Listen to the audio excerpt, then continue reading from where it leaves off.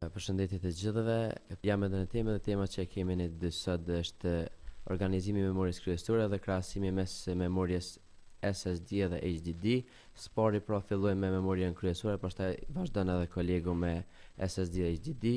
Pra fillimisht çka është memoria kryesore?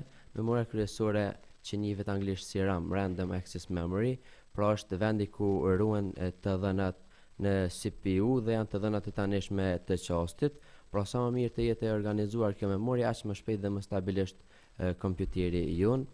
Pra si organizohet RAM memoria? RAM memoria pra është një varg qelizash të dhënash të ruajtura, edhe këto qeliza mund të kenë adresa numerike, si për shembull 0, 1, 2, 3 kështu me radhë. Pra njësia më e vogël e këtyre qelizave është byte, ku CPU pra është një grup vargjesh të byte. CPU pra lexon dhe shkruan të dhënat në adresën e qelizës RAM, ku kemi adresa logjike dhe fizike, ku në fillim programi pra përdor adresa logjike, që në realitet të dhënat janë në adresa logjike në RAM. Pra sistemi operativ dhe MMU kthejnë adresa logjike në adresa fizike dhe kjo e bën pra rrit sigurinë dhe e lejon OS memorien që ti menaxhoj më mirë të dhënat.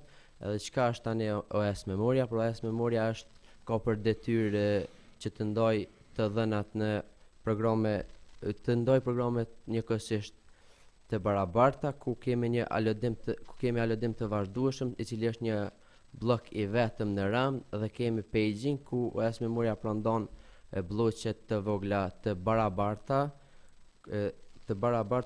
i cili proces gjendet në RAM.